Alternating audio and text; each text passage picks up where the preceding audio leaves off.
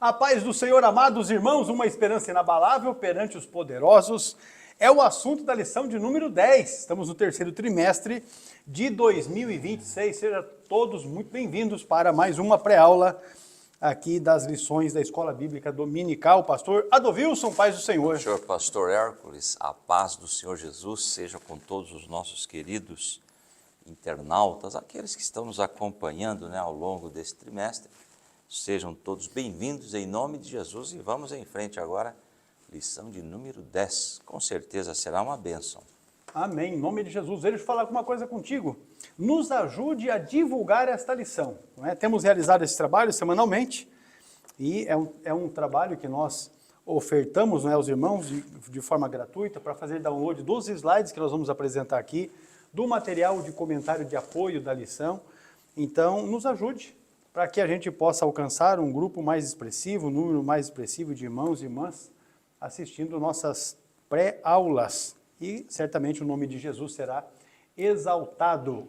Como disse, uma esperança inabalável perante os poderosos é o assunto da lição, que tem o texto áudio em Atos capítulo 24, versículo 16, e diz: "E por isso, procuro sempre ter uma consciência sem ofensa, tanto para com Deus como para com os homens." Palavra de Paulo aqui na sua defesa, não é? A verdade prática diz que a fidelidade ao Evangelho se expressa em uma consciência irrepreensível diante de Deus e também diante dos homens.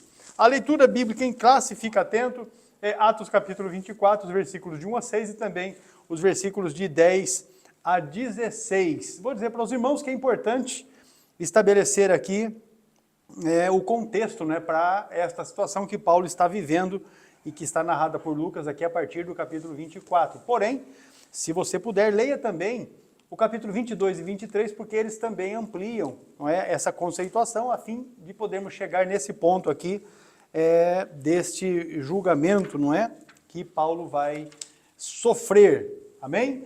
Muito bem, então está aí o texto da leitura bíblica em classe. A CPAD está sugerindo os hinos 107, 300 e 581 para o devocional da Escola Bíblica Dominical, e é uma oportunidade para aqueles que não conhecem de aprenderem também, não só a lição, mas a cantarem os hinos da nossa harpa cristã, o mais importante hinário evangélico que nós temos e que é publicado pela nossa editora CPAD. Os objetivos da lição são 3 tópicos, os pontos principais da lição. No primeiro nós vamos expor a injustiça contra Paulo e ainda fazer uma reflexão sobre fidelidade. No segundo tópico, a nossa ênfase será a defesa do apóstolo Paulo e também a aplicação à vida cristã.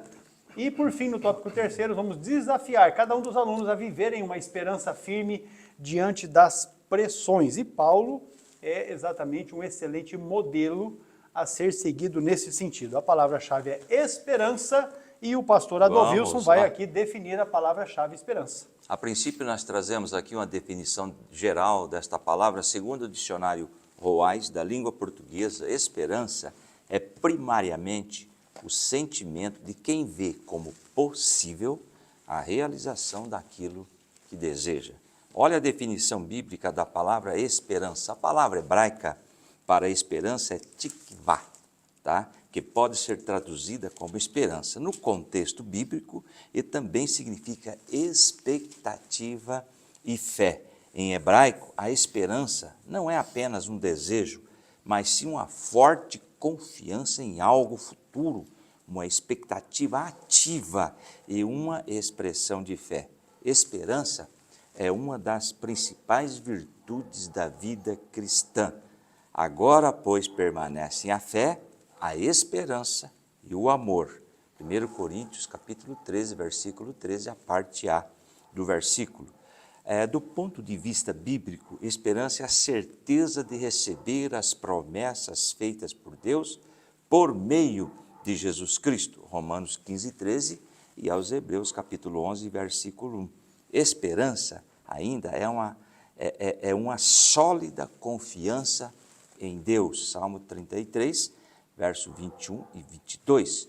Ainda o termo deriva do grego elpis, que significa expectativa, favorável e confiante. Romanos capítulo 8, versículo 24 e 25.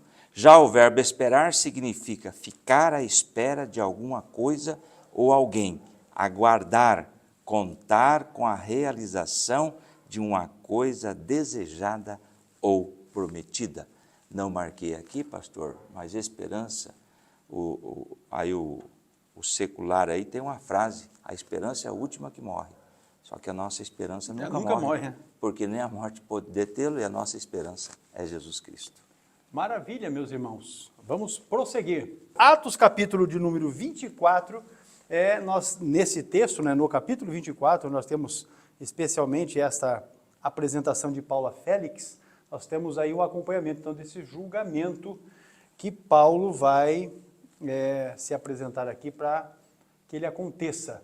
5 dias após a sua prisão, líderes judeus, conduzidos pelo sumo sacerdote Ananias e representados pelo orador Tértulo, apresentam acusações falsas contra o apóstolo. Mesmo diante da injustiça, os interesses políticos e também a corrupção, Paulo mantém a sua fé firme, inabalável, testificando do caminho e da ressurreição. O episódio, esse do julgamento dele diante de Félix, revela que nenhuma autoridade humana é capaz de abalar a fé de quem confia plenamente em Deus. Quem tem uma viva esperança permanece com certeza firme diante das dificuldades que a vida lhe apresenta. O tópico primeiro, vamos tratar exatamente sobre a acusação injusta. O subponto 1 fala sobre a conspiração judaica contra Paulo. Pastor Adolfo. Nós estamos falando aí, queridos irmãos, nesse assunto, hoje é Atos 24, então não perca o foco. É interessante, pastor, senhoras e senhores professores, as aulas são sequências. Então, quando entra no assunto, por exemplo, essa lição 10, temos que ter noção da lição número 9, que foi comentada, e agora é uma sequência da aula anterior. Então, é bom que o aluno ele assista a aula anterior, se não deu para assistir, para entender agora a lição de número 10. Veja bem esse primeiro parágrafo, está escrito assim: a presença do sumo sacerdote Ananias, de alguns anciãos e do orador profissional, vai aparecer aqui um advogado, Tértulo, diante do governador Félix, revela uma articulação cuidadosamente planejada para condenar Paulo. Agora vamos entender o contexto, tá? Geograficamente, não está aí na lição, geograficamente e politicamente Jerusalém era o coração religioso, mas Cesareia Marítima era a sede do poder político romano na Judéia, onde o governador residia. 5 dias após a chegada de Paulo, sob forte escolta militar romana em Cesareia, a alta cúpula do Sinédrio se deslocou, portanto, de Jerusalém, se deslocou de Jerusalém rapidamente para não perder a jurisdição sobre o caso. Entendendo melhor, Paulo havia sido levado à força da morte certa em Jerusalém. Nós vimos isso na aula passada, pelo comandante romano Cláudio Lísias, que o enviou sob escolta agora para Cesareia Marítima. Então veja bem que este evento aqui não está ocorrendo em Jerusalém. Cesareia Marítima, aproximadamente aí 100 quilômetros de Jerusalém.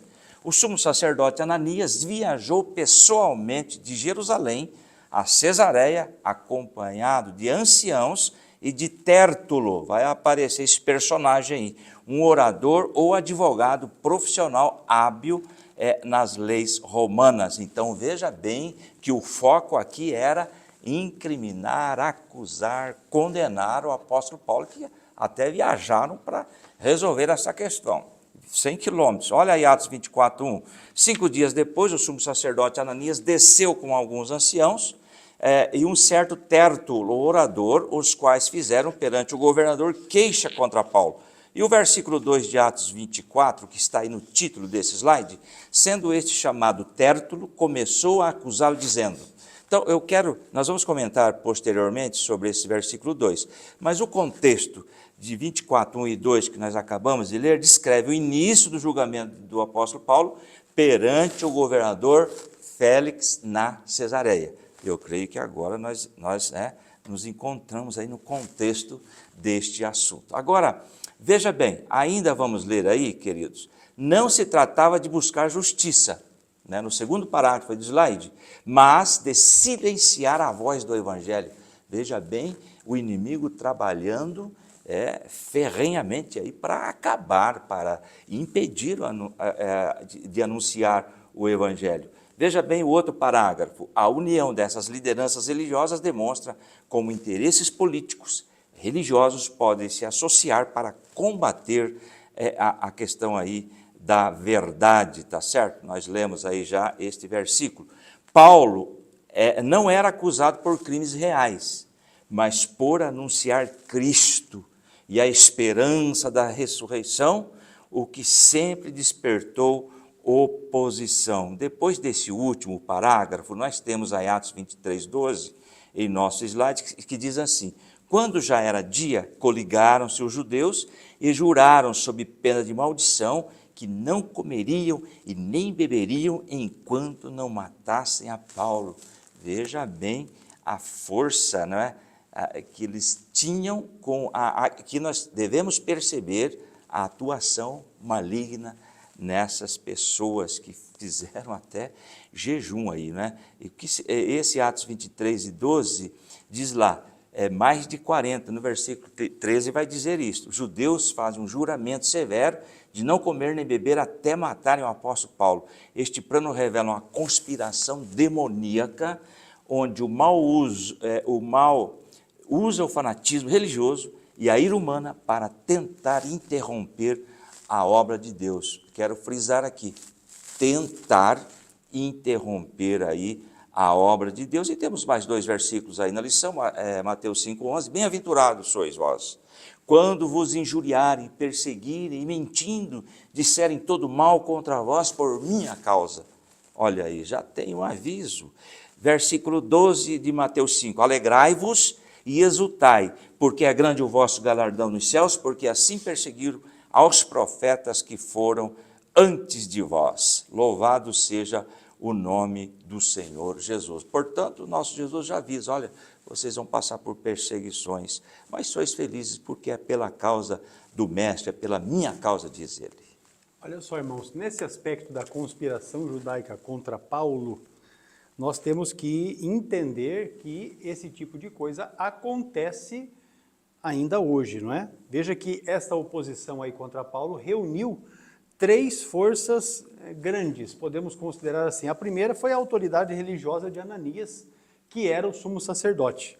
A segunda, o peso institucional que trouxe os anciãos, que também desceram de Jerusalém para estar acompanhando, não é? E, por fim, a habilidade jurídica de Tértulo, porque o camarada sabia fazer o serviço dele bem feito, né? Então, você percebe que essa combinação, ela pretendia fazer com que a pregação ao Evangelho se tornasse um crime político. Essa foi a ideia ali, para que chegassem à condenação de Paulo. Então, a gente destaca que nem toda a oposição religiosa nasce pelo zelo em si fazer perpetuar a verdade. Nem tudo é dessa forma, né? Às vezes nasce do medo de perder prestígio e influência, que era o caso aí, não é? Dos líderes judaicos que estavam percebendo que a pregação de Jesus Cristo, da ressurreição e os temas que nós vamos verificar aqui, estava fazendo com que o povo se convertesse ao Evangelho, abandonando a fé judaica. Então, tem esse aspecto que é bastante importante de nós destacarmos. Agora, veja só, o crente, quando é cheio do Espírito Santo, deve possuir discernimento para compreender essas questões, não é? E também compreender que nem toda acusação que se faz contra o Evangelho é de fato feita de maneira abertamente vinculada à questão da religião, porque especificamente em relação ao Evangelho tem uma ênfase diferente. Muitas vezes essa perseguição ela se apresenta com uma linguagem diferente, não é? Com uma linguagem jurídica, como é o caso do Tértulo, vai utilizar-se desse mecanismo, ainda com aparência de piedade e também com apoio institucional, porque aí você percebe quem eram as pessoas que estavam ali neste aspecto, né? Mas é importante a gente verificar que a Bíblia de Estudo Pentecostal, inclusive, está mencionado no material de apoio, ela destaca que esta aparição de Jesus Aqui está em Atos capítulo 23, no versículo de número 11, Jesus aparece, não é, para Paulo, e ele diz assim, ó, e a noite seguinte, e na noite seguinte, apresentando-se-lhe o Senhor, disse, Paulo, tem bom ânimo, porque como de mim testificaste em Jerusalém, assim importa que testifiques também em Roma. Então perceba que esta palavra do próprio Senhor para Paulo era uma confirmação já em forma de profecia de que ele não iria morrer naquele ambiente ali, que ele talvez sofreria, como de fato sofreu, mas que ele seria levado para Roma, para que lá em Roma ele também pudesse dar testemunho de Jesus. Então, a Bíblia de Estudo Pentecostal destaca que essa aparição aqui de Atos 23, 11, ocorreu num momento bastante crítico daquela circunstância que Paulo estava inserido. Mas a palavra do Senhor assegurou a ele, não é, que ele testemunharia também em Roma. Ou seja, a conspiração que estava atingindo o apóstolo Paulo era real, porém era mais real ainda o fato de que o Senhor o conduziria até Roma para que ali ele pudesse estar falando a respeito do Senhor. Ou seja, Deus, na sua promessa, tem um padrão ainda mais superior do que esta conspiração que Paulo estava sofrendo. Agora vamos aqui para o discurso do bajulador Tértulo diante do poder.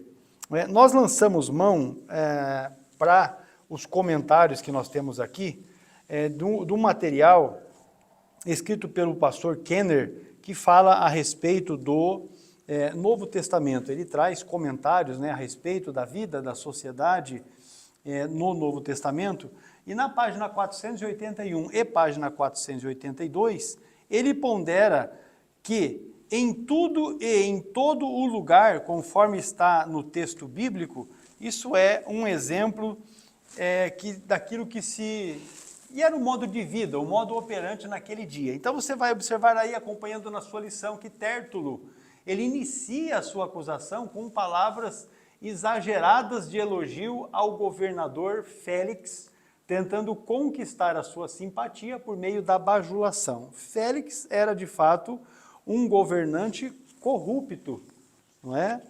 E a sua esposa não era das mulheres mais honestas daqueles dias. Até esse próprio pastor, aqui, o Kenner, ele fala a respeito já de ser o terceiro casamento da esposa aí do nosso Félix, né? Craig Kenner, ele escreveu o Comentário Histórico-Cultural da Bíblia no Novo Testamento, da editora Vida Nova. Se você puder adquirir esse material, compra. Comentário Histórico-Cultural da Bíblia, Novo Testamento. É editado pela editora Vida Nova e a sua publicação foi em 2017. A respeito desse aspecto aí de Félix, de Tértulo e de tudo o que aconteceu nesse julgamento que nós estamos estudando aqui com base em Atos 24, neste livro ele comenta nas páginas 481 e 482. Algum aspecto a gente transcreveu e outros a gente fez comentário a respeito daquilo que está escrito. Embora a administração de Félix fosse marcada por corrupção e violência, o orador, o Tértulo, ele recorre a um discurso vazio de verdade, usando a adulação como estratégia para influenciar a decisão judicial. Sabe aquele tipo que chega e fica jogando confete, fala, como você é legal, como você é joia, você é a pessoa muito importante. Essa a linha, e você lendo o texto aí de Atos 24, você vai entender exatamente isso. A linha que aqui na revista está sendo tratado como adulação ou tão somente bajulação. Em seguida, ele apresenta Paulo como uma ameaça pública, chamando-o de peste e de líder de uma seita perigosa. Então, primeiro ele começa bajulando o Félix. E depois que ele bajulou, que ele preparou o caminho e tal, que ele ganhou a confiança do Félix, aí então ele apresentou Paulo como uma peste, líder de uma seita perigosa. No material de apoio, meus irmãos, nós falamos a respeito desta retórica do Tértulo. E é importante a gente dizer aqui que esses recursos de retórica que a Bíblia está mostrando aqui, isso não é novidade e é ensinado hoje nas principais escolas de retórica no mundo, não é? A mesma linha, como você ganhar, como orador, como você ganha a confiança daquele que está te ouvindo, seja na apresentação de algum assunto ou seja na defesa, como aqui ele estava fazendo a acusação, no caso, não é, do apóstolo Paulo. Então, o Tértulo, inicia o seu discurso com uma técnica retórica bastante conhecida, que era designada de captatio benevolatiae, que significa conquista da benevolência, massagear o ego da pessoa para trazer a pessoa para perto de si, a pessoa vai ficar mais sensível àquilo que você vai dizer, após você ter bajulado ela e tratado desta forma, né, com o indivíduo. Os manuais antigos recomendavam que o orador começasse elogiando a autoridade, a sua sabedoria e os seus serviços públicos. E aí é que entra o Craig Kenner, no comentário histórico-cultural, na página 481 e 82, ele comenta que Tértulo segue este modelo, iniciando com palavras de louvor para conquistar a simpatia de Félix. No texto, meus irmãos, aí do versículo de número 3, ele diz assim: por ti temos tanta paz, o que era uma gritante mentira, porque o governo de Félix lá na região era um governo marcado por violência, por muitas tensões, repreensão e também violência. É o que está nesse comentário do Craig Kenner. Então é importante você ter essa informação, porque você percebe que o que o Tértulo está fazendo ali, nessa sua bajulação, é massagear o ego do Félix para que ele pudesse, né, entrar na dele. Veja que ele começa assim, olha, por tua prudência, o texto diz assim, ó, visto como por ti temos tanta paz, e por tua prudência se fazem a este povo muitos e louváveis serviços, tudo mentira, porque por ele nada foi feito, de serviço de nenhuma natureza, não é? O termo aqui que é traduzido por prudência, transmite a ideia de previsão ou de capacidade administrativa. Tértulo, ele atribui a Félix reformas e benefícios que, na verdade, não caracterizaram o seu governo. Eu deixei destacado, não é? Destacado no material de apoio o seguinte: o discurso possui boa forma, mas conteúdo moralmente vazio. Registra-se aqui uma advertência importante, relevante, qual seja ela: eloquência não é sinônimo de verdade. Isso porque uma mensagem pode ser tecnicamente bem construída e ainda assim servir a mentira. É exatamente o que o Tértulo está fazendo aqui diante do Félix. Ele está usando de técnicas de oratória para fazer com que Félix condene Paulo, usando artifícios e falando de mentiras, não é? Ele diz ainda, meus irmãos, sempre e em todo lugar, veja o texto de Atos capítulo 24, não é? O versículo de número 3 ainda, diz assim, ó, e louváveis serviços, sempre e em todo lugar, ó potentíssimo Félix, com todo o agradecimento queremos reconhecer.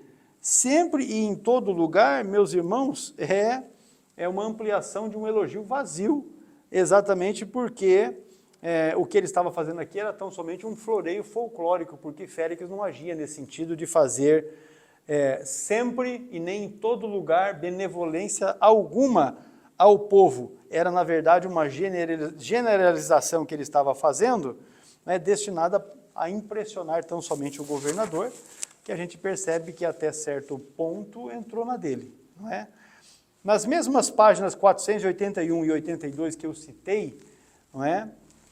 O Kenner, ele pondera que quando ele diz em tudo e em todo lugar, isso é um exemplo de um estilo ornamentado e também bem valorizado para a época. E aí ele diz assim, ó, para que te não detenha muito, isso está no versículo seguinte, não é? O versículo de número 4, ele diz, ó, mas para que te não detenha muito, rogo-te que, conforme a tua equidade, nos ouças por pouco tempo. Então aqui nós temos duas questões, não é? A questão de ele tentar valorizar o tempo de Félix, trazendo Félix para o seu lado, obviamente, não é? É o que ele está colocando aqui, e que é uma forma de discurso que era convencional. Alguns pregadores até nesse aspecto erram, não, eu não vou falar por muito tempo, e quando pega o microfone não para mais de falar, né? Então, veja só como é que o erro se agrava. A concisão era considerada virtude do bom orador. E aí o Tértulo ele usou esse subterfúgio. Bajulação e respeito não são as mesmas coisas, tanto que você vai conseguir distinguir, não é, a fala de Tértulo da fala de Paulo. Tértulo com bajulação e Paulo com respeito, mas atacando a verdade. Essa é a questão, não é? A igreja não pode recorrer aos métodos de Tértulo para obter favor dos poderosos. O evangelho, por sua vez, não precisa de elogios vazios e falsos. De forma alguma, o evangelho precisa desse tipo de coisa, muito menos de manipulação emocional ou ainda de acomodação da verdade. Nós temos que nos enquadrar na verdade bíblica e vivermos em conformidade com o padrão que está no evangelho. Para encerrar, o verdadeiro servo de Deus deve falar com respeito, mas também com fidelidade. Por quê? No exemplo que estamos estudando aqui de Paulo, Paulo em nenhum momento insultou Félix, mas também não bajulou, não é? Ele anunciou, na verdade, a Félix a justiça, o domínio próprio e ainda enfatizou o juízo vindouro, o que fez com que o Félix estremecesse, porque o texto, não é? O texto no versículo 24 e 25 diz exatamente isso. Versículo de número 24 diz que ele mandou que chamasse Paulo, e o versículo 25 diz, e tratando ele da justiça e da temperança, que é o domínio próprio, e do juízo vindouro, Félix, espavorido, respondeu, por agora vai-te, e em tendo oportunidade te chamarei. Ou seja, ele ficou de fato impactado com a pregação de Paulo, porque o que Paulo estava dizendo para ele é assim, ó, você é juiz e pode me condenar, mas você também vai se apresentar diante do juiz que julga retamente. E aí ele ficou estremecido. Essa é a realidade. Pastor Adilson. Vamos lá, dando continuidade ao tópico 1 e o subponto 3, temos 2 slides sobre este assunto de falsas acusações contra Paulo para encerrarmos aí o tópico 1, tá certo? Veja bem o primeiro parágrafo, as acusações levantadas contra Paulo resumem-se em 3 pontos, sedição política, heresia religiosa e profanação do templo.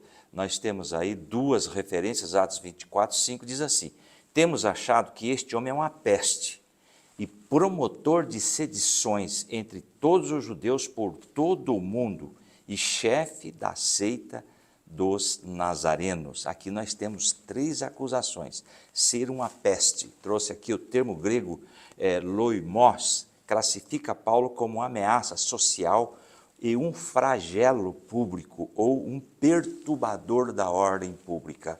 E ainda está nesse versículo promover sedições ou agitador político, era acusação de incitar revoltas e desordens civis entre os judeus por todo o império. E ainda, liderar os nazarenos, inserido nesse versículo, ou seja, líder religioso herege.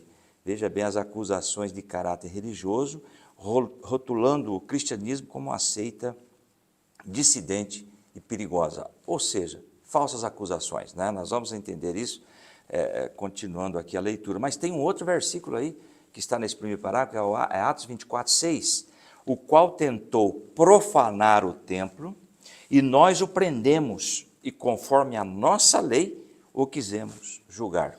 Agora veja bem, esse Tértulo, esse advogado aí, tentou misturar acusações políticas, sedição, com infrações religiosas, profanação do templo. A acusação de profanação era grave e sensível, pois os romanos permitiam que os judeus gerissem questões do templo, inclusive com pena capital, para gentios ou infratores que ultrapassassem os limites permitidos. Nós estudamos aí isto amplamente na aula anterior, foi acusado de inserir lá um gentio no templo, não é? Agora veja bem, o segundo parágrafo, nenhuma delas, porém, ou de ser comprovada as acusações. E olha o terceiro parágrafo desse slide. O apóstolo não incitava revoltas, não negava a lei, não profanara o templo. Sua fé estava firmada na esperança da ressurreição prometida por Deus. Atos 24, 14, que diz lá: mas confesso-te isto, que seguindo o caminho, o que eles chamam de seita, assim sirva ao Deus de nossos pais, crendo tudo quanto está escrito na lei e nos profetas. Ou seja, eu não sou um herege, o mesmo Deus que vocês creem, eu creio. A lei escrita também por Moisés, vocês obedecem e eu também obedeço.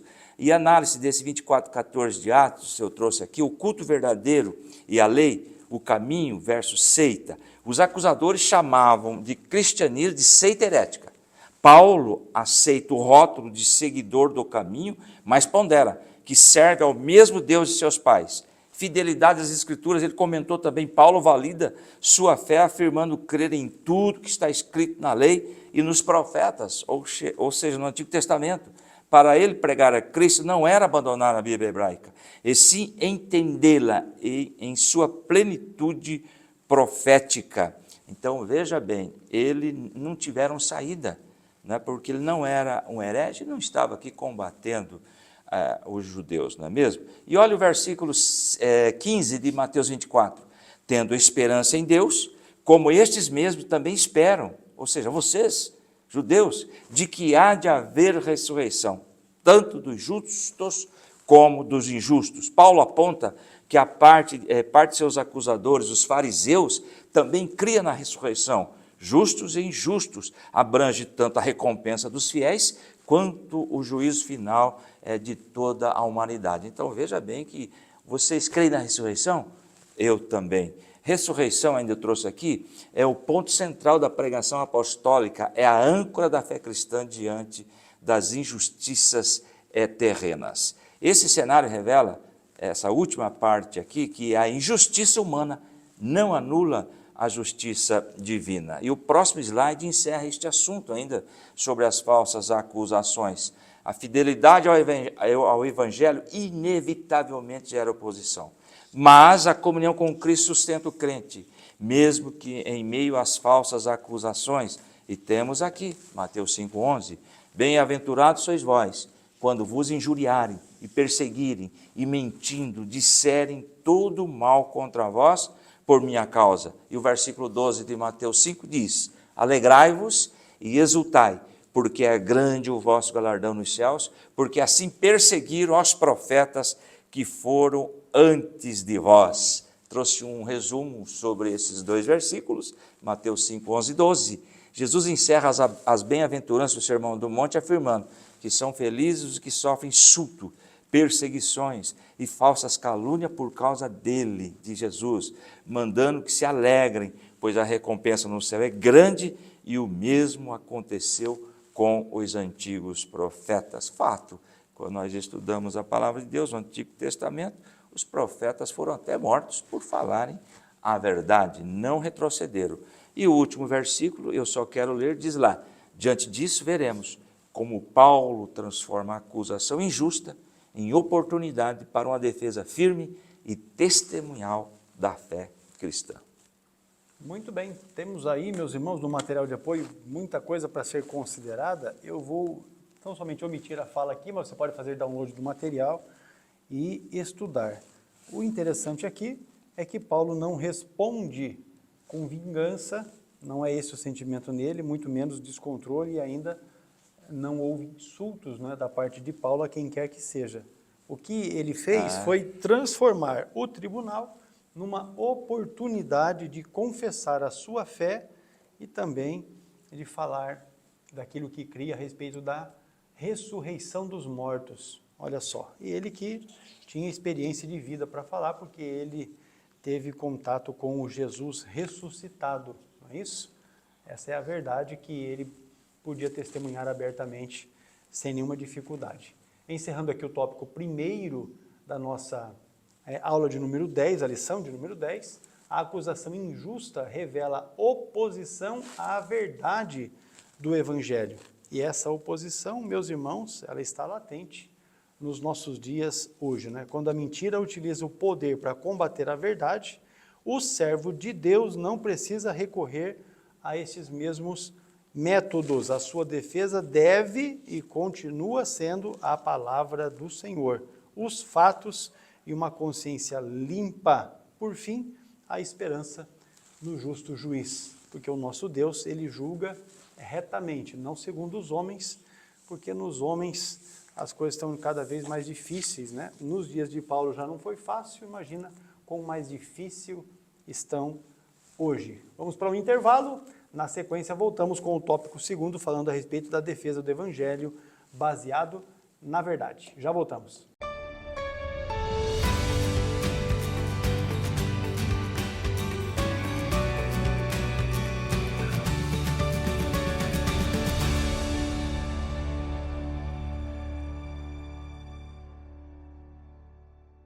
São 25 países atendidos, mais de 40 mil alunos inscritos e ainda mais de 60 mil alunos formados, mas tem espaço para você. Faça parte da família do CETADB e se inscreva agora mesmo. Porque quem se inscreve através do CETADB para estudar teologia recebe módulos como este e, além destes, todos esses que aqui estão, para poder ter um melhor aprendizado. E com isso você potencializará o seu aprendizado, fazendo com que você tenha as melhores condições para servir bem ao Senhor. Então não perca tempo. Inscreva-se agora mesmo e seja aluno do CETADB. Vem conosco para juntos aprendermos a palavra de Deus.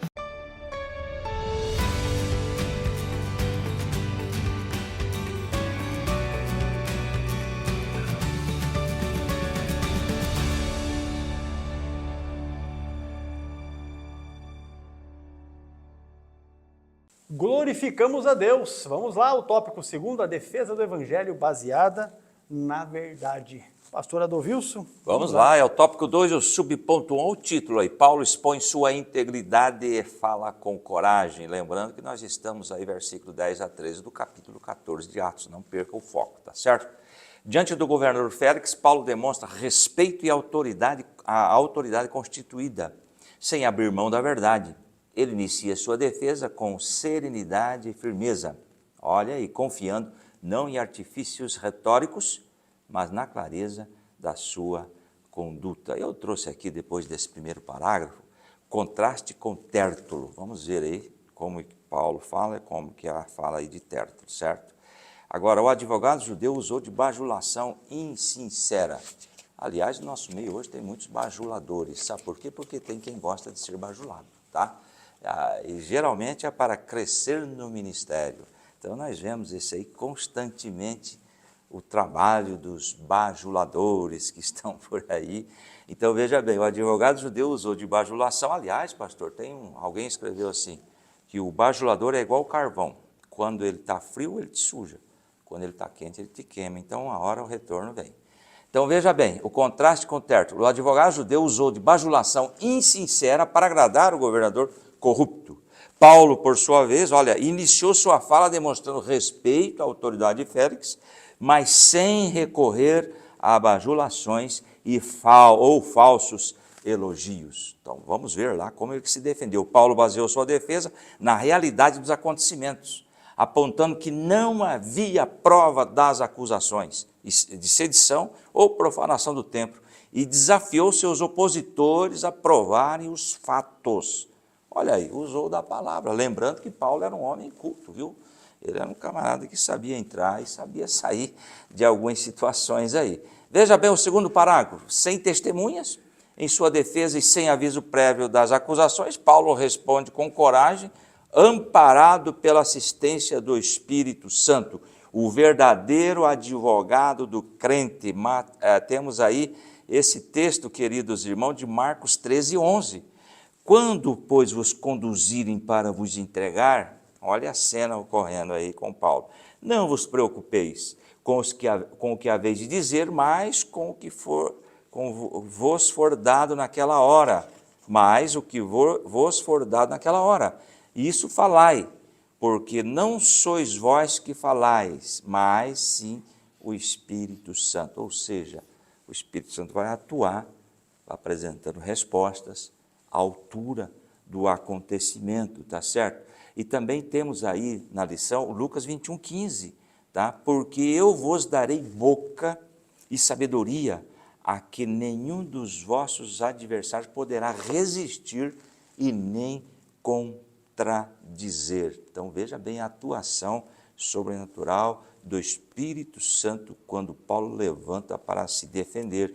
Temos um outro texto aí na lição, João 14:16. E eu rogarei ao Pai, e Ele vos dará outro ajudador para que fique convosco para sempre. Veja bem, queridos irmãos, para sempre. Esse aqui é o advogado, o verdadeiro advogado do crente. Sabe quem é? É o Espírito Santo de Deus. E veja bem o último parágrafo.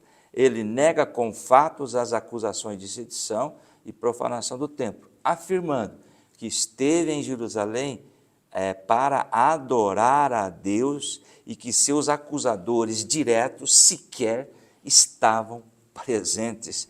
Então veja bem aí Atos 24:11, pois bem, podes verificar que não há mais de 12 dias subi a Jerusalém, sabe para quê? Para adorar. Paulo aponta o tempo exato, fazia apenas 12 dias que ele havia chegado a Jerusalém, o objetivo real da viagem era adorar a Deus, e o que tornava absurda a acusação de que ele seria um agitador ou criador de revoltas políticas contra Roma. Aqui está a mentira, e nós sabemos, a Bíblia diz que quem é o pai da mentira é o diabo, está usando esse grupo de pessoas aqui para condená-lo. Temos um outro texto aí, queridos, de Atos 24:12, o que não me acharam no templo discutindo com alguém e nem amotinando. O povo quer nas sinagogas e quer na cidade. Uma colocação sobre esse versículo, ninguém ouviu discutindo com ninguém de forma violenta e nem pilhando o povo em revolta no templo ou nas sinagogas. Ele mantinha uma postura pacífica e de respeito. Olha o versículo 13 também. Nem te podem provar as coisas de que agora me acusam. Vocês não têm provas, tá certo? Do que vocês estão me acusando. O que diz esse versículo 13 aqui? Paulo desafia os líderes judeus a apresentarem provas reais para os crimes de sedição e heresia e que eles inventaram com a ajuda do orador Tértulo. Agora veja bem, depois dessa colocação nós temos duas linhas aqui. Sua vida íntegra torna seu argumento mais convincente contra as falsas acusações. Um adendo sobre essas duas últimas linhas. Paulo não revida com insultos, mas usa a lógica, a cronologia, a verdade para se defender. O testemunho diário de Paulo era limpo o suficiente para que os inimigos não achassem provas reais no local dos fatos. Louvado seja o nome do Senhor. Veja bem a atitude de respeito e se defendeu e colocou aí na parede os seus acusadores. A acusação não equivale à prova. No material de apoio está bem escrito assim, ó, repetição de uma denúncia não transforma mentira em verdade. Se você fizer uma pesquisa, dê um Google aí no seu celular a respeito disso, você vai verificar que essa tática de repetição, não é? Repetição de uma mentira, fazendo com que ela na cabeça do povo se torne verdade, porque foi repetida várias vezes, isso foi estratégia inicial de marketing usada pelo movimento nazista para divulgar a sua maneira de pensar. Depois, não é, também foi adotado nos países de governo comunista e atualmente está sendo adotado também no país chamado Brasil, não é? Onde as mentiras são repetidas muitas vezes, especialmente pelos governantes que estão aí no poder, até que na cabeça do povo, porque se repetiu tantas vezes, fica parecendo que aquilo é uma verdade. E o povo engole essa nojeira, né? O fato de várias autoridades concordarem com Tértulo também não tornava a acusação verdadeira, não é? Exatamente pelas argumentações que o Paulo apresenta aqui, já a partir do versículo 10, especialmente os versículos 10 a 13.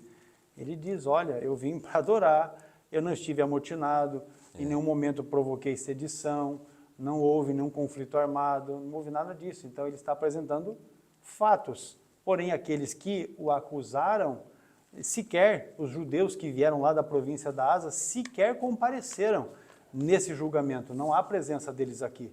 Eles só vieram de lá, como a gente diz, fizeram o furdúncio, fizeram esse inferninho e sumiram. Aí no cenário aqui está a liderança judaica de Jerusalém. Então preste atenção nesse detalhe. Algo que nós podemos aplicar aqui para a nossa realidade de igreja atualmente é que a defesa que nós fazemos, ela deve estar alicerçada simultaneamente em dois aspectos que são importantes, né? A verdade proclamada e ainda uma conduta verificável, ou seja, um testemunho que possa ser comprovado por meio das ações de onde você esteve, com quem você esteve, o que você fez, o que você falou. Pronto, se o seu testemunho for assim, não terá condições de ser questionado. O pastor Adolfo mencionou o texto de Marcos 13, versículo 11, que é uma palavra de Jesus, quando, pois, os conduzirem para vos entregarem, não estejais solícitos de antemão pelo que haveis de dizer, mas o que vos for dado naquela hora, isso falai, porque não sois vós os que falais, mas o Espírito Santo. Com base nesse versículo, numa interpretação completamente errada, muita gente pensa que não precisa estudar a Bíblia. Exatamente. Não é? Os próprios irmãos da Congregação Cristã do Brasil são contra o estudo da Bíblia, porque eles, com base nesse texto e mais em alguns outros, eles dizem que o crente não precisa estudar, que o Espírito Santo dá a palavra. Porém, meus irmãos, no contexto de que nós estamos conversando aqui, Atos capítulo 24, é importante você entender que o apóstolo Paulo era um fariseu. E aquilo que nós já estudamos na lição desse trimestre nos mostra a sua formação. Então, Paulo não era um Zé Ninguém analfabeto, né? Paulo era um doutor da lei, ele conhecia exatamente aquilo que estava falando e aquilo que estava defendendo em relação à fé judaica, e em relação a Jesus Cristo, nada mais e nada menos, ele teve um encontro pessoal com o Senhor. Então, assim, ele não está aqui testemunhando a respeito de alguma coisa que ele ouviu dizer. Ele está aqui testemunhando de coisas reais que o próprio Senhor falou com ele.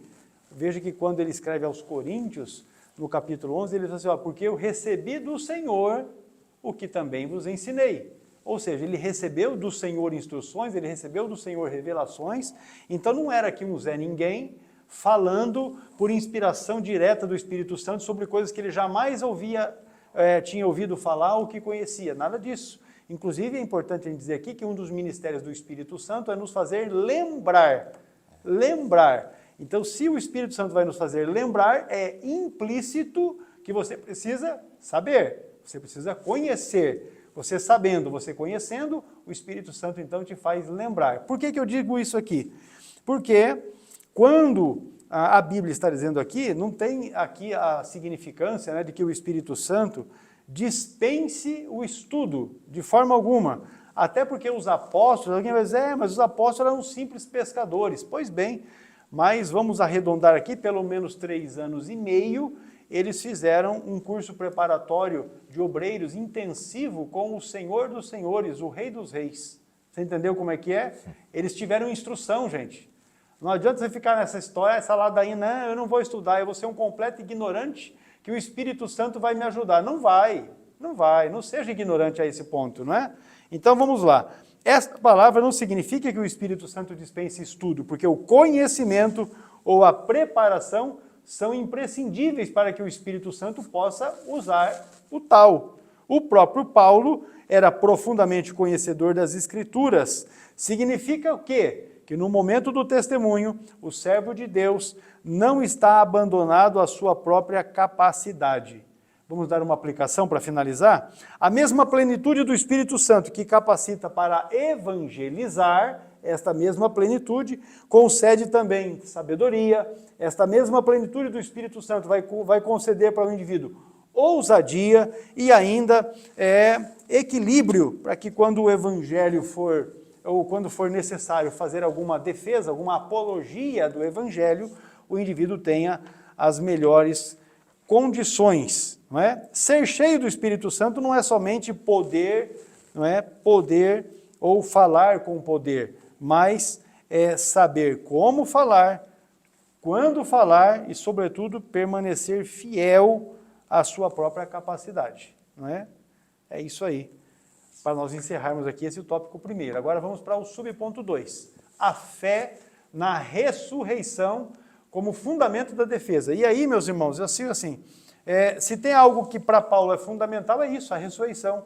Porque ele teve um encontro com o Jesus ressuscitado, não com o Jesus morto. Ele não foi numa tumba, num túmulo, e conversou ali com um morto. Não, ele teve um diálogo, não é, com Jesus ressuscitado. Então, eu vou dizer para você, qualquer experiência que nós hoje, século 21, tenhamos em relação a isso, vai ser como fruto de conhecimento daquilo que está testificado na Bíblia. Paulo viveu isso, meus irmãos, podemos dizer assim, no cara a cara, experiência real. Então não tem algo que deixe de ser tão importante assim para Paulo quanto a ressurreição, que é o que ele defendeu e era um dos principais motivos pelos quais ele estava aqui agora sofrendo, não é, essas acusações. Então vamos lá. A respeito de ressurreição, nós deixamos no material de apoio um comentário a respeito disso, não é? Paulo, ele afirma, há de haver ressurreição de mortos, tanto dos justos quanto dos injustos. Isso está aí na sua defesa. Atos capítulo 24 e o versículo de número 15. O texto do versículo 15 diz assim, ó, tendo esperança em Deus, como estes mesmos também esperam de que há de haver ressurreição de mortos, tanto dos justos como dos injustos. Na sua defesa, ele está tão somente reafirmando aquilo que ele crê. E no material de apoio, nós temos esse comentário. A Bíblia de Estudo Pentecostal traz um esclarecimento de que os justos ressuscitarão para viver eternamente com Cristo, em corpos que serão redimidos, glorificados, enquanto os injustos ressuscitarão para o juízo no final dos tempos. E aí, condenação eterna. A menção desses dois grupos, justos e injustos, não é, no mesmo versículo, não exige que as suas ressurreições ocorram simultaneamente, porque de fato não acontecerão. A ressurreição dos justos acontecerá quando Jesus volta para buscar a igreja. Ali, base de Atos de Tessalonicenses, desculpa, não é, capítulo 5, quando Paulo, inspirado pelo Espírito de Deus, explica para a igreja de Tessalônica a respeito do arrebatamento da igreja. Porém, os injustos, lá depois do milênio, ressuscitarão para se apresentar diante do trono branco e receberem a sua devida condenação. Não é? Então, aqui a gente deixa essa explicação para os irmãos.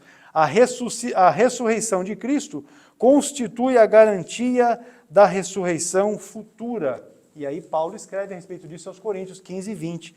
Ele diz assim, ó, Cristo ressuscitou dos mortos e foi feito as primícias dos que dormem. Ou seja, a doutrina da ressurreição impede que o cristão tenha ou trate a vida presente como uma realidade definitiva, porque de fato não é.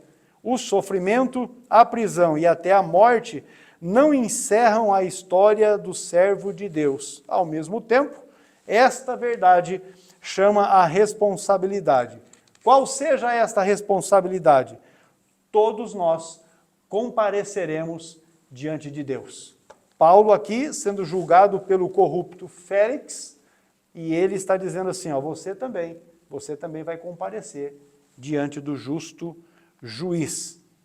Paulo, meus irmãos, deixa claro que o centro da sua fé, e isso está na sua lição da escola dominical, o centro da sua fé é a esperança da ressurreição dos mortos, doutrina fundamental do Evangelho e também da fé cristã. Agora, mesmo diante das autoridades políticas que estavam ali, ele sendo apresentado, né, a elas, ele não diluiu e nem ocultou a sua convicção.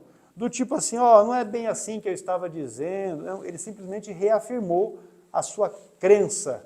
Ao confessar publicamente a sua fé, Paulo, ele cumpriu o ensino de Cristo de não negar o seu nome diante dos homens, porque Jesus deixou bem claro neste texto que a referência está na lição, Mateus 10, versículo 32 e 33, que se nós o negarmos diante dos homens, ele também nos negará diante do Pai. Então, observe atentamente que isso é uma realidade. Aqui, meus irmãos, Paulo ele está sendo acusado, não é, de uma seita, de liderar uma seita, e nós também trouxemos para os irmãos a respeito do que significa de fato seita, quando uma igreja passa a ser entendida como seita. Está no material de apoio, caso você tenha, não é, alguma dúvida em relação a isso, porque às vezes o pessoal manda para a gente, pergunta aqui, pastor, tal denominação é seita? E aí existe uma regra que se aplica para se identificar quando é uma seita. Então nem todo grupo chamado de seita pelos seus opositores realmente é uma seita. Você precisa identificar. O critério decisivo não é a opinião popular, mas a fidelidade às Escrituras e à doutrina apostólica. A igreja tem fidelidade às doutrinas apostólicas, tem fidelidade às Escrituras, então não é seita. Agora, se desvirtuou das realidades bíblicas e daquilo que é o ensino apostólico, aí é considerado seita, certamente. Como temos já dito aqui, os irmãos sempre perguntam, mas a igreja adventista do sétimo dia é seita? É seita, sim, senhor. Não é? É seita, sim, senhor. Até porque quando uma denominação despreza a salvação em Jesus e de outras igrejas em detrimento de algum costume, aí já é considerado seita, então somente por isso. Tá joia?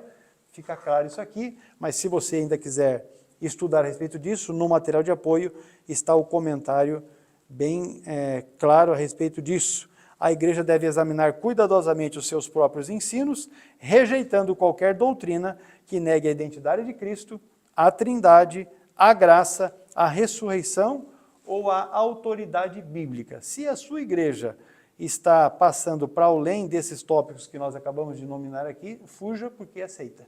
Vamos lá, é o tópico 2, e o subponto 13 é o último slide desse tópico 2, e encerramos ele, tá certo? O título é Uma Consciência Irrepreensível, lembrando que nós estamos aqui no bojo, né?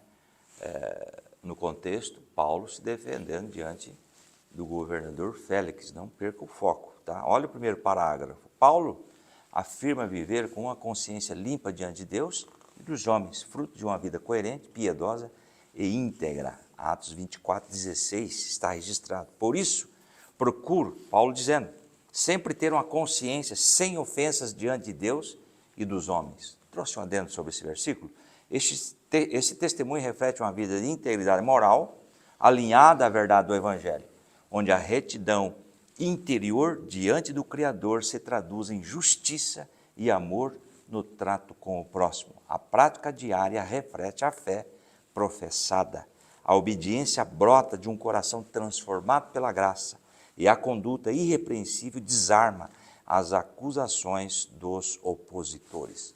Então veja bem que argumento ele passou aqui para se defender, né? Veja bem o segundo parágrafo que está escrito aí. Essa consciência irrepreensível lhe concede paz interior, né, e ousadia para enfrentar qualquer tribunal terreno, pois sabe que Deus é o juiz supremo e que julga com justiça e equidade. Nós temos aí o Salmo 98:9 para comprovar o que está dito aqui na lição. Diante do Senhor, porque vem julgar a terra, com justiça julgará o mundo e os povos com equidade. E eu trouxe um adendo sobre esse versículo. A fé em Cristo tirou o peso do medo do coração de Paulo. Ele encarou prisões e tribunais sem se acovardar. A certeza da justiça de Deus trazia calma profunda. Os tribunais da terra falham, mas Deus não falha. O Senhor julga o mundo com equidade e verdade. Paulo confiava o seu futuro e a sua vida nas mãos do Criador. Ou seja, eu tenho um advogado e esse aí não vai perder causa não, tá certo? E veja bem o último parágrafo, só quero ler. O cristão que anda em santidade não teme acusações injustas, pois sua fidelidade está firmada no Senhor. Maravilha, meus irmãos. No material de apoio eu deixei aí um comentário sobre dois aspectos que são fundamentais desse tópico, né? A questão da consciência, né? E também o fato desta consciência ser sem ofensa. Dois aspectos imprescindíveis. O indivíduo ter consciência e a sua consciência ser sem ofensa. Você faça download do material, estude esse aspecto porque é relevante. O líder cristão deve cuidar da consciência antes de cuidar da reputação. Olha só, a reputação é aquilo que os outros pensam. A consciência, por sua vez, é o testemunho interior da pessoa diante de Deus. Olha como é mais relevante nesse sentido. Então não basta parecer correto publicamente enquanto se preservam práticas ocultas. Ou seja, o ministério que é poderoso, o ministério que é eficaz, que é vívido, ele precisa estar acompanhado de uma vida transparente. Aqui falando sobre consciência. Agora, falando sobre sem ofensa, meus irmãos, não podemos impedir que todos falem contra nós. Não há como impedir, não é? Mas podemos evitar que a nossa conduta confirme aquilo que dizem. É do tipo assim, se aquilo que estão falando a seu respeito reflete exatamente o seu modo de vida, então aí já deixa de ser calúnia, já deixa de ser uma acusação falsa, passa a ser apenas uma constatação do seu modo de vida.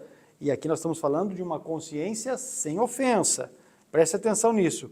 Quando houver pecado real, a resposta não deve ser autodefesa arrogante. De forma alguma. Deve ser confissão e reparação. Porque se confessarmos os nossos pecados, diz primeira epístola de João, capítulo 1, verso 9, ele é fiel e justo para nos perdoar os pecados e nos purificar de toda a injustiça. Agora, quando uma acusação ela for falsa, quando ela é mentirosa, a consciência limpa concede serenidade para apresentar os fatos e continuar confiando no justo juiz. Dois aspectos importantes que estão aí no seu material de apoio para que você possa fazer download e estudar a respeito. Agora vamos lá. Finalizando esse tópico terceiro, a sinopse da lição, da revista, diz que a defesa firme revela fé na verdade e na ressurreição. Eu trouxe aqui uma concepção mais ampliada a respeito do encerramento desse tópico 2, porque a defesa de Paulo, ela possui 3 fundamentos que se complementam. É uma complementariedade esses 3 fundamentos. Primeiro, nos versículos de 10 a 13, os fatos comprovam a integridade de Paulo. 10 a 13, estamos falando de Atos capítulo 24.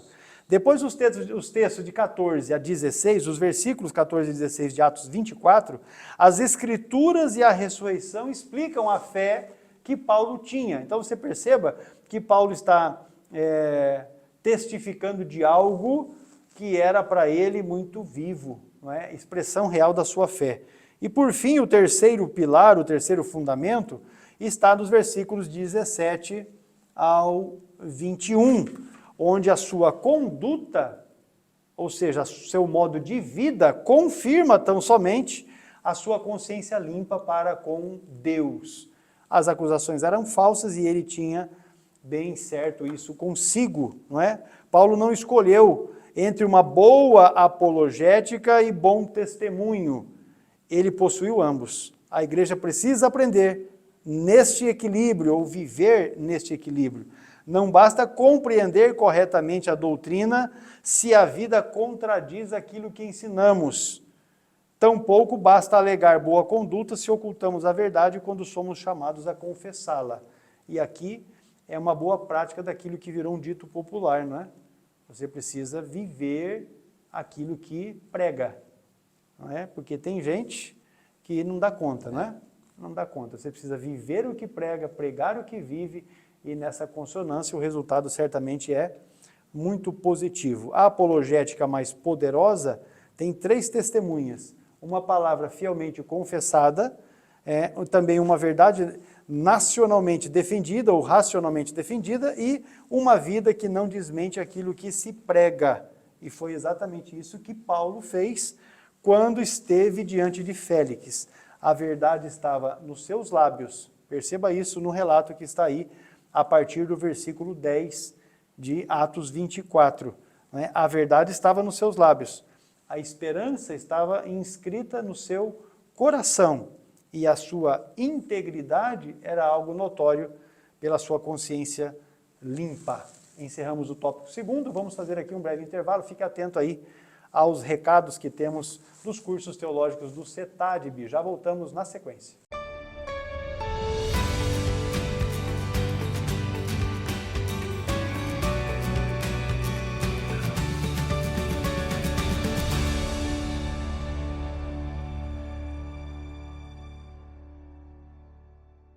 Muito bem, meus irmãos, eu tenho recebido muito a pergunta assim: como é, pastor, que eu consigo ser um bom líder? Ter vontade é suficiente? Eu digo que ter vontade é importante, mas não é tudo. Você precisa se qualificar e se preparar. E é nesse sentido que nós, através do CETADB, entramos em cena, porque nós preparamos para você as melhores opções de curso, tanto de teologia básico, médio e avançado, quanto cursos para formação e capacitação ministerial. Então são materiais didáticos que farão com que você consiga desenvolver as suas habilidades, potencializando assim o seu aprendizado e fazendo com que você consiga exercer o ministério de liderança com eficiência, com eficácia. Nesse sentido, então, procure a nossa secretaria e verifique como você consegue ser aluno do CETADB ou mesmo como você consegue implantar uma turma, um núcleo aí na sua igreja. Vem conosco para juntos aprendermos a palavra de Deus.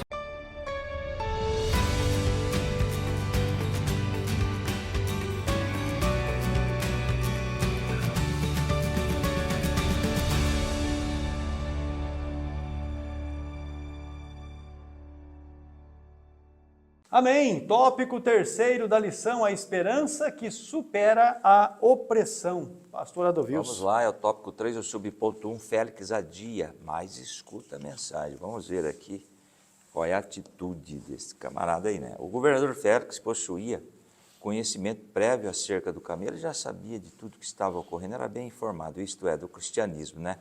E Atos 24, 22 diz lá: Félix, porém, que era bem informado a respeito do caminho, adiou a questão, dizendo: quando o comandante Lísias tiver descido, então tomarei inteiro conhecimento da vossa causa. Esse comandante é o que tirou lá Paulo das garras do inimigo, né? Foi uma salvação que Deus deu a Paulo, tirando ali e prendendo para não ser morto, né? Queridos, e veja bem, o que eu trouxe aqui sobre isto? O governador romano Félix adia a sentença de Paulo. Ele prefere esperar a chegada do comandante Lísias para dar o veredito, revelando hesitação, covardia política e o desejo de não desagradar nem a si mesmo e nem aos líderes judeus. Não vou tomar decisão sobre este assunto, segundo o que nós observamos aqui no contexto. E veja bem, ainda assim, está aí na lição, ou melhor, ele sabia que Paulo não era culpado, ele tinha consciência disso, das acusações levantadas contra ele. Ainda assim, optou pelo adiamento e pela omissão. E veja bem, embora moralmente corrompido, né, nós vimos isso em aulas, em tópicos anteriores, melhor dizendo, e interessado em suborno, ele queria dinheiro, né, versículo 26, Félix foi confrontado pela palavra viva e eficaz. Veja bem Atos 24, 26. Olha a situação do camarada aqui, querendo, não é, dinheiro. Atos 24, 26, esperava ao mesmo tempo que Paulo lhe desse dinheiro, pelo que o mandava chamar mais frequentemente e conversava com ele. Atos 24, 26, não está na lição, eu trouxe aqui. O governador romano Félix chamava Paulo com frequência para conversar, porque esperava receber dele um suborno em dinheiro para libertá-lo, revelando a ganância e a corrupção do oficial, em contraste com a inocência e firmeza de Paulo. Veja bem aí o caráter desse camarada, aí, o governador Félix, não é mesmo? E veja bem, depois aí nesse versículo 26, Félix, que foi confrontado pela palavra viva e eficaz, está no slide, que alcança o íntimo do coração humano e revela o pecado com clareza. Temos aí, olha aí, ó, Hebreus capítulo 4, verso 12 e 13. Porque a palavra de Deus, olha, Hebreus 4,12, porque a palavra de Deus é viva. O que produz vida, né? É mais cortante que qualquer espada de 2 gumes e penetra até a divisão da alma e do espírito. Veja bem o poder da palavra de Deus, né?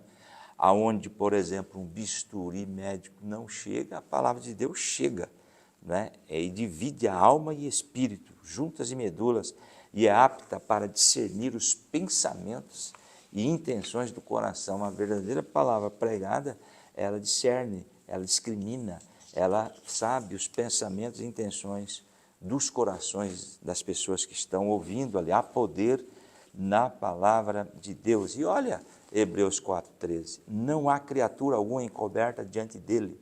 Antes todas as coisas estão nuas e patentes aos olhos daquele a quem havemos de prestar conta.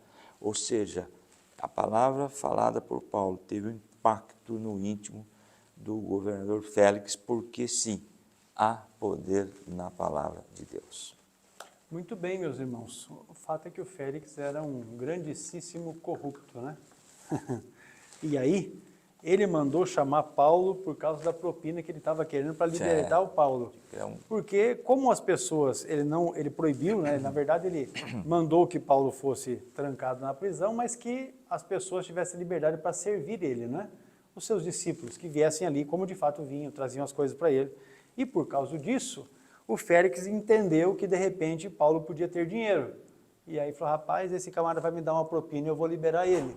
Então, posteriormente, mandou que Paulo fosse trazido, porque eles iam ouvir Paulo, no caso aqui Félix e Drusila, sua esposa, né, iam ouvir a respeito disso. Então veja que Paulo poderia ter bajulado Félix e a esposa de alguma forma ali para tentar a sua libertação, para tentar que fosse solto, mas não foi o que aconteceu. O que a gente percebe foi que Paulo não aliviou a mensagem de forma alguma, ele continuou, firme na sua apresentação da mensagem. Veja aqui o texto de Atos 24, os versículos 24 e 25, eles tão somente afirmam isso. Veja o texto. E alguns dias depois, vindo Félix com sua mulher Drusila, que era judia, mandou chamar a Paulo e ouviu acerca da fé em Cristo. E o verso 25 diz, e tratando ele, aí observe qual foi os assuntos que ele apresentou, da justiça,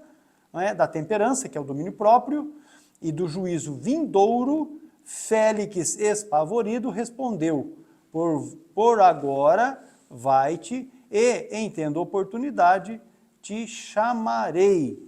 Então você vai perceber aqui que o Félix ficou, na verdade, amedrontado. Por quê? Paulo não aliviou. Ele falou a respeito da justiça.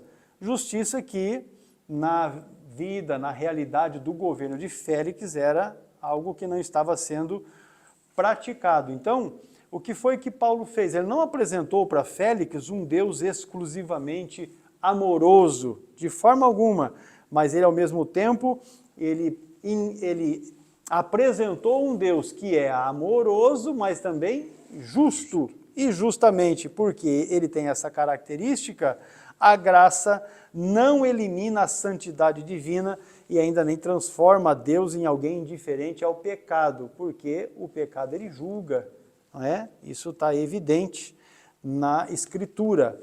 A Bíblia fala no versículo número 25 sobre temperança. A minha tradução, que é Almeida Revista e Corrigida, traz o termo temperança, que na verdade é a tradução de domínio próprio, não é? Temperança é domínio próprio.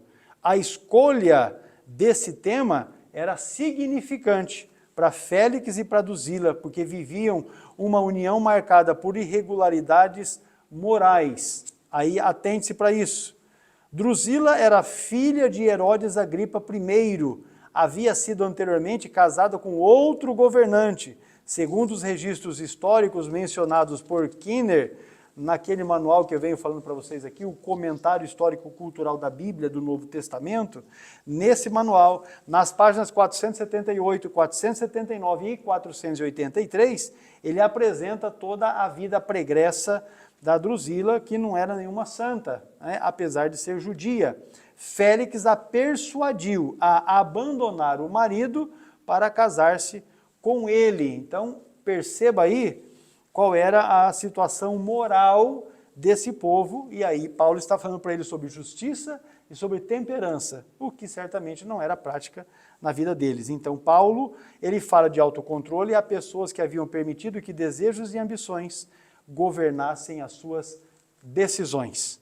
Em nossa perspectiva pentecostal, domínio próprio não é apenas e tão somente capacidade psicológica, mas é parte do fruto do Espírito. Fruto do Espírito que em Gálatas capítulo 5 e o versículo de número 22 diz que o fruto do Espírito é, entre as partes do fruto do Espírito, temperança, que é domínio próprio, é um dos elementos. Ou seja, a verdadeira experiência com o Espírito Santo não produz unicamente manifestações sobrenaturais, principalmente capacita o crente a submeter os seus desejos, afetos e decisões ao senhorio de Cristo. O indivíduo que produz o fruto do Espírito Santo, ele vai passar a viver melhor, vai falar em línguas, vai ter dons, vai ter isso tudo, vai operar maravilhas, vai, porém, sobretudo, ele vai ter o modo de vida dele transformado.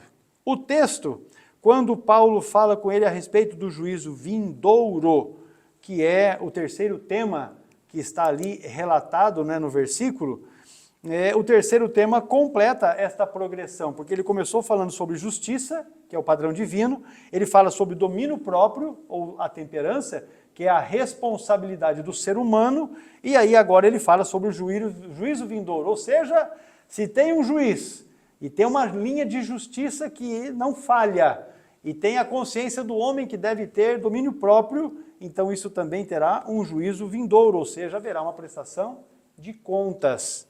Deixou isso muito claro para o casal. E aí, meus irmãos, quando ele está falando de juízo vindouro, diante do tribunal terreno, Félix parecia ser o juiz e Paulo o réu. Porém, pela pregação, a cena fica invertida. Ou seja, Paulo coloca Félix diante do soberano juiz, o Deus dos deuses, não é? Aquele que julga retamente. E ele sinaliza para Félix, você vai comparecer diante desse juiz. Com o resultado disso, as coisas ficam aqui muito evidentes. Paulo não pregou, meus irmãos, e também não negou a realidade do juízo para tornar a sua mensagem mais agradável. De forma alguma.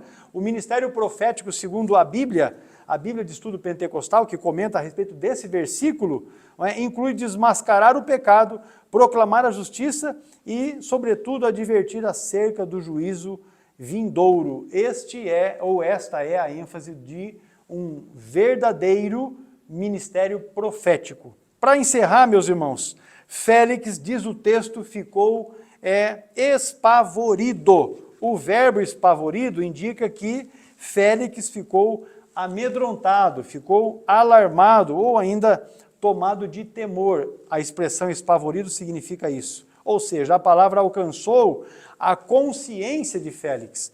O homem que não temera praticar injustiça, agora passou a temer ao ouvir sobre o juízo vindouro. E a respeito desse, o escritor aos Hebreus, não é?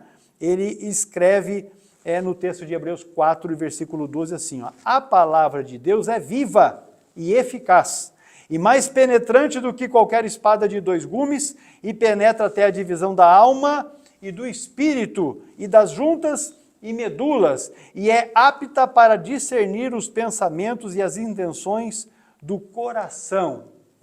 Félix agora estava temeroso, e esse temor mostra que a mensagem não foi intelectualmente neutra, ou seja, a palavra provocou. Chegou nesse ponto aqui que Hebreus relata, não é? Da divisão da alma e do espírito, de sondar o inescrutável. A palavra chegou nesse ponto e ele então compreendeu que Paulo não falava apenas sobre outras pessoas, mas agora ele estava falando sobre a condição, a própria condição dele, de Félix, diante de Deus. Porém, a gente observa que esse temor de Félix foi um temor sem arrependimento, porque ele diz assim, ó, por agora,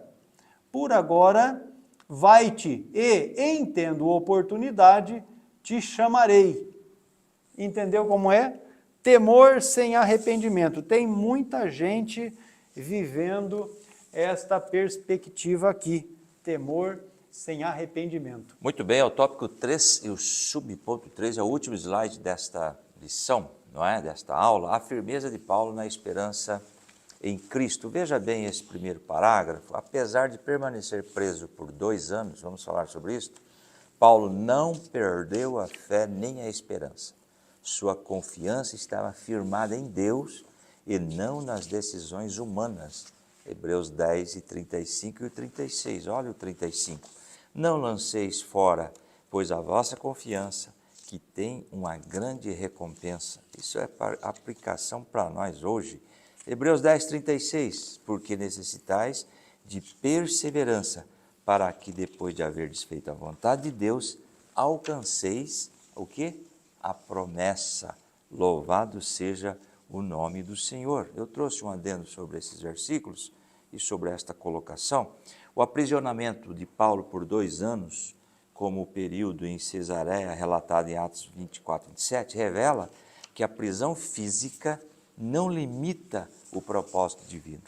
A referência a Hebreus 10, 35 e 36 destaca que a firmeza da fé resiste às pressões e incertezas do sistema humano, pois a recompensa e a justiça vêm de Deus. O texto de Hebreus reforça, que acabamos de ler, que é preciso aguardar o agir de Deus sem retroceder. A esperança cristã transcende os tribunais e julgamentos da terra, que foi aí o assunto, desta aula. Veja bem, encerrando, a prisão, longe de silenciar sua prisão, tornou-se instrumento para a expansão do testemunho cristão. A prisão se tornou um púlpito aí para a pregação. Paulo nos ensina que a verdadeira liberdade não depende das circunstâncias, mas da esperança viva em Cristo. E encerrando, assim este episódio reafirma que nenhuma opressão é capaz de aprisionar aquele que vive sustentado pela promessa de Deus e comprometido com o Evangelho. 2 anos preso, não deixou de anunciar a Cristo. O Félix, vamos encerrar aqui esse tópico, o Félix poderia ter tomado uma decisão, E assim tem muita gente adiando decisões espirituais, Não há como hoje, no tempo que vivemos, nos dias difíceis que estamos, e ainda considerando a iminência da volta de Jesus, ficarmos adiando reconciliação, confissão de pecado, restituição, abandono de pecado, resposta ao chamado de Deus. Não há mais tempo para esse tipo de adiamento, que comumente na atualidade, costumou-se ou convencionou-se chamar de procrastinação. Mas o adiamento espiritual traz danos e muitas vezes irreversíveis. Veja aí o nosso Félix. Félix ouviu a verdade, sentiu temor, mas adiou o arrependimento.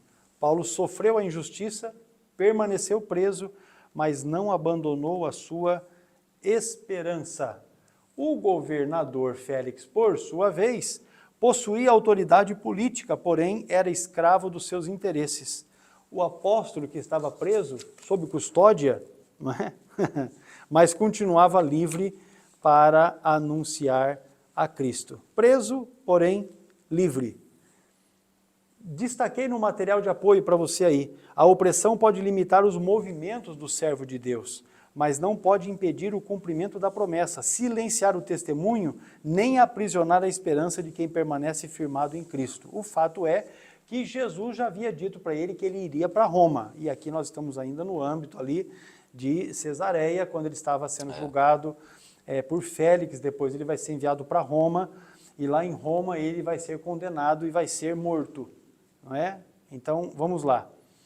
Paulo estava pregando o Evangelho e esta perseguição se tornou mais ferrenha por parte dos judeus que vivia lá na região da Ásia Menor, especificamente na região de Éfeso, que na sua volta para Jerusalém vieram trazendo mentiras como acusações que foram bem fundamentadas, ainda que sem provas, mas bem fundamentadas e bem construídas por um bom advogado, um bom orador, que acabou, vamos ter ainda mais uma lição tratando a respeito disso, em um outro julgamento, e aí ele apela para César e vai para Roma, e as coisas acontecem de maneira que certamente não era o melhor desfecho que ele esperava. Porém, ele já havia sido notificado disso enquanto estava exercendo o seu ministério. O que é triste é nós chegarmos a este ponto de entendermos que o apóstolo chegou à sua morte por causa de falsas acusações, assim como Jesus também, não é? Jesus também foi crucificado, tendo como base testemunhas falsas. Então, o crente hoje tem que estar atento, tem que estar perseverante, realizando a obra do Senhor, porém não pode vacilar, tem que vigiar. Pastor Adolvilson, com Vamos a conclusão, esta é a lição 10. Glória a Deus, né? Vamos concluir a lição. A fidelidade cristã precisa ser maior do que o medo da perseguição. A exemplo de Paulo, somos chamados a permanecer firmes na fé, mesmo quando enfrentamos injustiças e pressões. Preso e acusado injustamente, o apóstolo não negociou a verdade. Veja bem que coisa, nem silenciou seu testemunho. Sua postura revela que a confiança em Cristo sustenta o servo de Deus em qualquer circunstância. O mundo pode tentar calar a voz do cristão, mas o evangelho permanece vivo, verdadeiro e sempre triunfante. Glória a Deus. Meus irmãos, estamos aqui tão somente reforçando, não é? Os irmãos nos ajudem a divulgar esta aula, compartilhem, não é, o link da lição, se você está assistindo pelo YouTube, se você está na plataforma, compartilhe o link de acesso da plataforma, porque outras pessoas podem criar o seu acesso gratuitamente, também ter acesso, assim como vocês, às aulas, ao material de apoio, os slides, enfim.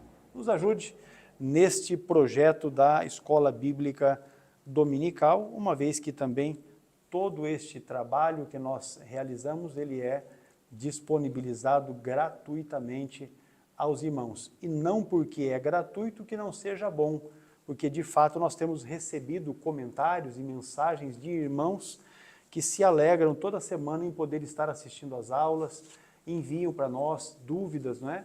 Dúvidas a respeito do conteúdo, dos assuntos, das abordagens da lição, e a gente está aqui também para responder a isso. Então, se você assistiu a aula e ficou com dúvida em algum aspecto que precisa de maior esclarecimento, pode enviar uma mensagem pelo comentário da lição mesmo, se quiser, ou pelo meu WhatsApp, 43 999 60 8886. Mandaria mensagem com a sua dúvida e eu vou te auxiliar. Se você não conseguir criar o perfil de acesso para a plataforma, mande também a mensagem, que aí eu vou enviar para ti passo a passo como você cria e acessa gratuitamente. Tá joia? Deus abençoe você, a sua casa, a sua família e o seu ministério em nome de Jesus. E nós esperamos você para a próxima lição. Está aí, ó, Entre Tempestades e Promessas, né? Deus abençoe você e até a próxima pré-aula, se assim Deus o permitir. Um forte abraço a todos.